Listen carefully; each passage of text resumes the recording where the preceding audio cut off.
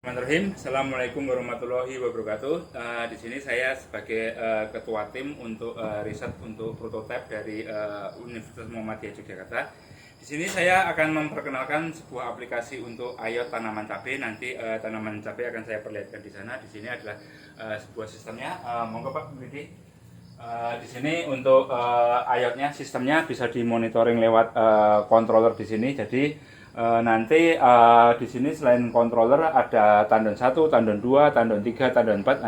Bapak bisa melihat apa namanya istilahnya untuk ppm kadarnya dari disruptnya dari tangki 1 itu berapa, kemudian pH-nya berapa, kemudian di sini suhunya untuk tangki 1 itu berapa, kemudian di sini untuk kondisinya dari tangkinya juga bisa terlihat. Jadi semuanya akan termonitoring di sini. Jadi ada tangki 1, tangki 2, tangki 3 dan tangki 4. Untuk tangki 3 ini memang agak-agak banyak karena dari tangki 3 ini di sini khusus untuk ada ozonnya. Jadi ozonnya di sini kita nambahkan sebuah sensor untuk mendeteksi ozonnya itu terlalu banyak apa tidak, sehingga nanti pada waktu proses perairan ini kita nanti akan menjalankan tangki 1 ini untuk makro, tangki 2 itu untuk mikro, kemudian tangki 3 itu untuk ozon, sehingga tangki 2 itu yang mikro itu tadi dilihat pH-nya itu terlalu rendah atau asam sehingga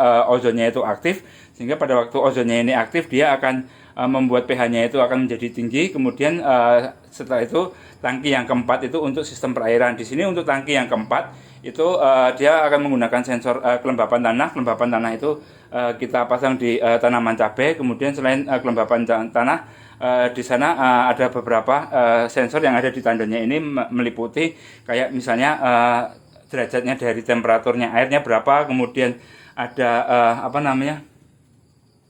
untuk istilahnya ppm-nya juga sama, kemudian ada untuk pH-nya juga ada juga di sini. Jadi semua tandon itu kita kasih pH. Jadi biar ketahuan bahwa airnya yang ada di Purwokerto di sini, khususnya di Banyumas ini bagaimana kondisinya. Di sini saya ditemani sama Bu Endang.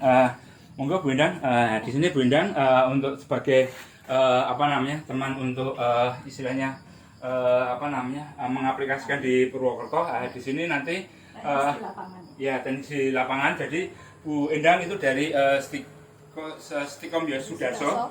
Kemudian dia berkolaborasi sama UMY untuk membuat rangkaian ini. Di sini saya membuat 4 tandon ya.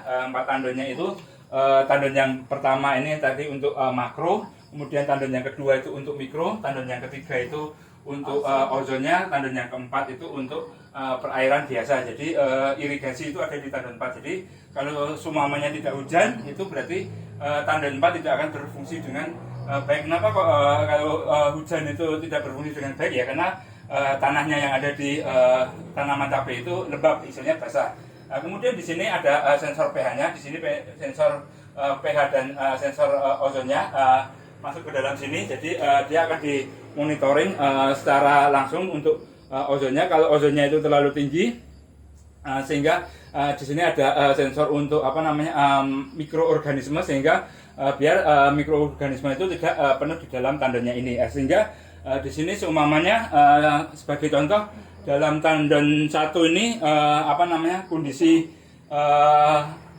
jam ini khusus untuk tandon 1 itu untuk yang makro itu saya aktifkan itu sekitar jam 7 pagi. Seumpamanya hari ini kita jam 7 pagi aktif, di on kan, coba enggak Bu. Tandon 1 di on kan. Pada waktu ini di on kan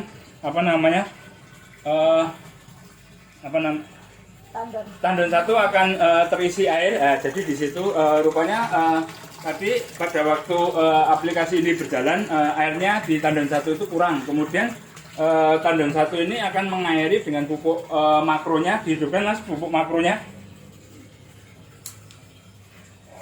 Pada waktu tandon 1 ini bentar Bu, ini ditutup dulu. Pada waktu tandon 1 ini dihidupkan pupuk makronya, pompa yang ada di bawahnya Ibu, mohon maaf. Di situ ada sebuah pompa air Ya, pompa air ini itu nanti akan menyedot air yang ada di tandon ini, dan katuknya ini akan menyala. Pada waktu katuknya on, berarti air akan mengalir ke sini. Akan tetapi biar airnya itu bisa mengalir menyeluruh ke tanaman, itu dikasih sebuah pompa biar pompanya itu langsung menuju ke air yang dituju. Nah, ini kita buka itu jam 7 pagi sampai jam setengah 8. Kemudian sudah setengah 8 kita matikan. Kemudian kita matikan dulu mas, setengah 8. Nah, kemudian di sini nanti untuk tandon yang kedua itu jam 12 siang menyala juga, di-on-kan.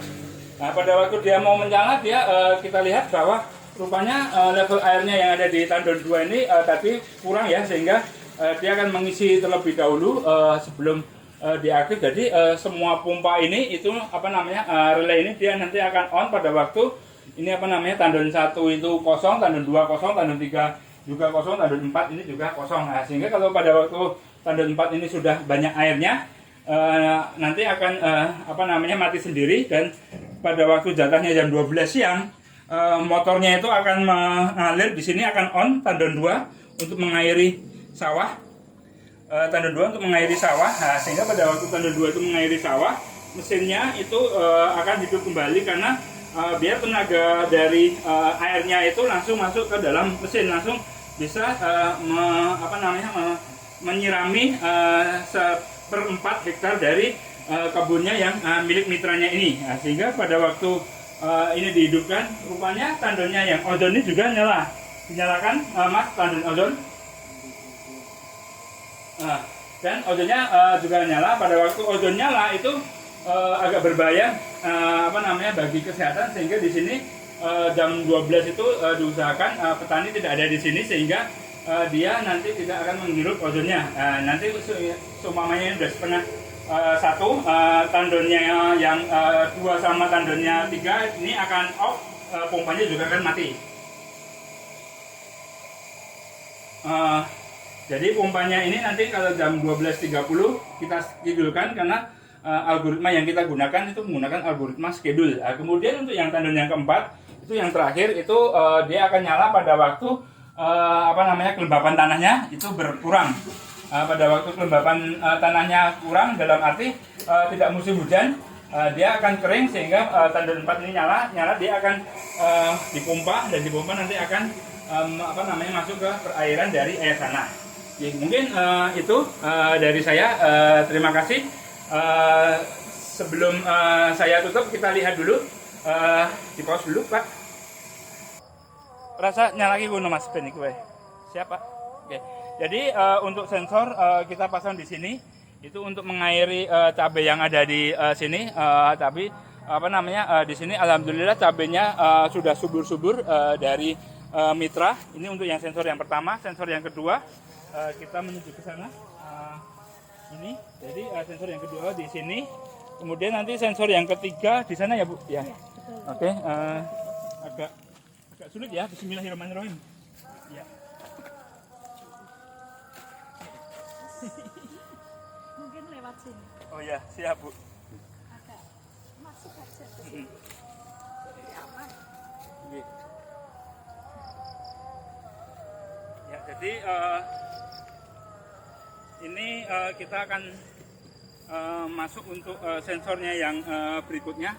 Sensor kita pasang di sini.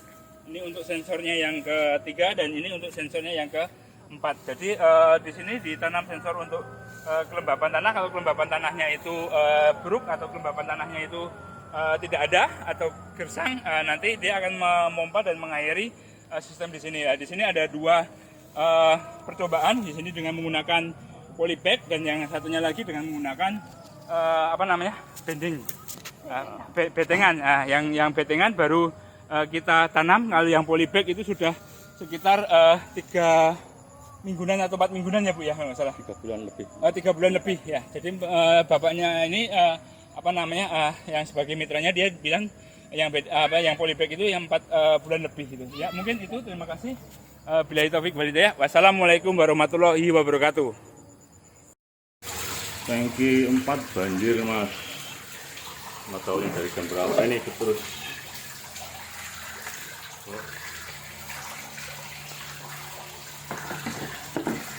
Ya, sensornya nggak berfungsi nih. Mana ini matikan listriknya aja apa ya? Anjir, nggak tahu dari jam berapa ini.